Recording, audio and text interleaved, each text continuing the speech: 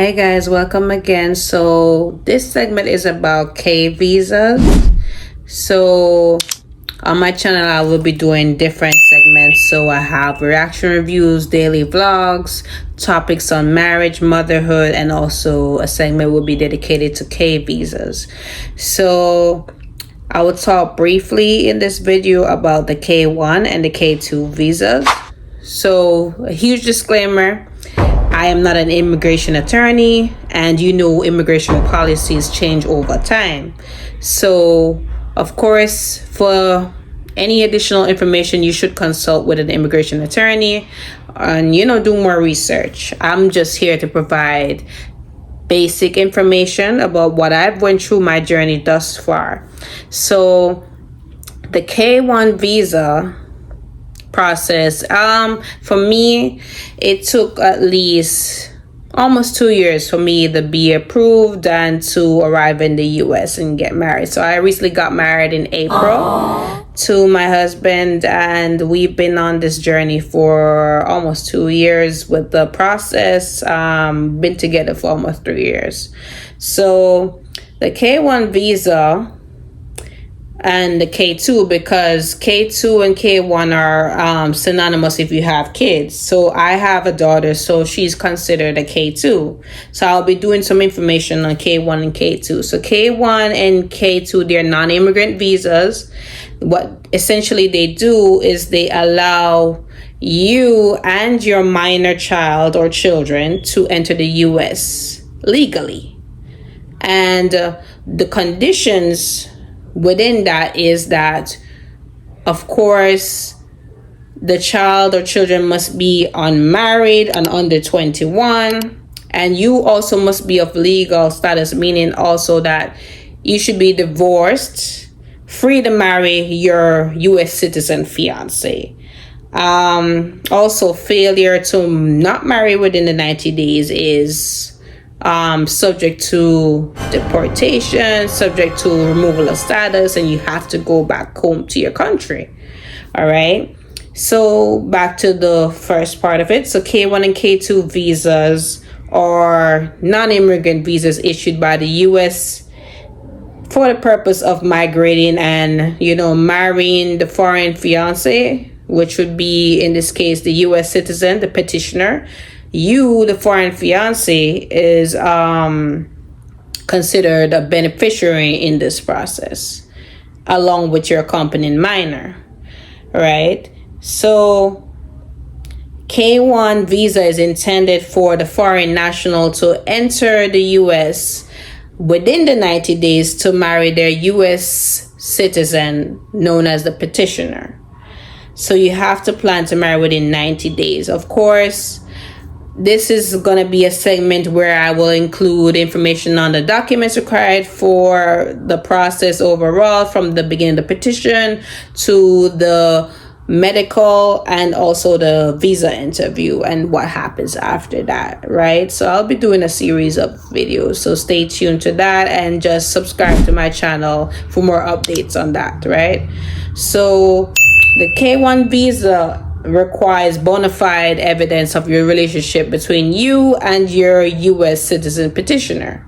So that evidence of relationship can be chat logs. You should have been visiting them within the 2 years, unless, and there's a stipulation there,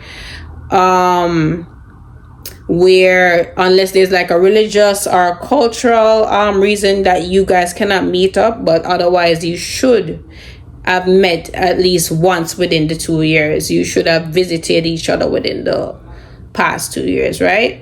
So examples of relationship evidence, of course, other than the visits to each other, would be like chat logs, gifts, money receipts, pictures. Pictures says a lot. They say pictures mean 1,000 words. So pictures, definitely. I will talk more about evidence of relationship in another video. I can share a lot more details on that, but this is just a basic video introducing K1 and K2 visas. So after marriage, the foreign fiancé can apply for the AOS, which is the adjustment of status, to become a lawful permanent resident or green card holder, right? So of course we'll dive into that at a later time. K2 visas is really the accompanying visa to the K1 visa. So it's basically for minors of the parent, which would be the K1 visa applicant. They are the minors that have to be under 21 and unmarried. Those are the conditions that the US government stipulates for this kind of visa. And what happens after that is they can also apply for, once they are approved and come with you, the parent, to the United States, they can, after you get married to a U.S. citizen, they can apply for the adjustment of status as well and become a lawful permanent resident, right? So for the process at the beginning, the U.S. citizen has to file the first petition, which is the I-129F petition for foreign fiancé. That is filed with the USCIS, and the USCIS is United States Citizen and Immigration Services, right? So once they approve that petition, it is forwarded to the National Visa Center, or NVC, and then it is forwarded to the US Embassy or Consulate in your home country, right? So after that is approved and it is sent to the U.S. Embassy or Consulate in the home country, then visa is approved by the embassy or consulate. Then you will be preparing for your U.S. visa interview and your medical, which you have to schedule. Of course, I will provide more information on later videos about how to schedule for your medical and also schedule for your interview and the tips to prepare for both, right? So after that, and everything is all good and you pass your medical examination and everything is reviewed by the embassy and the embassy approves all of that, you're free to leave your yard, right? So then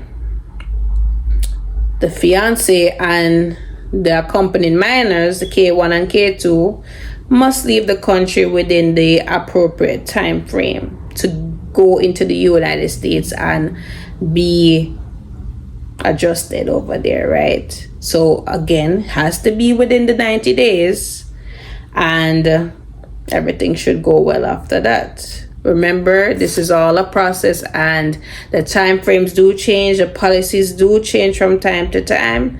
So of course, once that is updated, I will definitely update you guys on what happens. I'll also provide links that should be helpful in your journey. I know there's not a lot of information, especially from my country, Jamaica, about K1 visas and K2 visas on YouTube. So I am just honored to provide that information. Let me know what's your questions like in the comment, and don't forget to like, share, and subscribe the video. It can help somebody else that's on the journey as well. All right, so until next time, bye.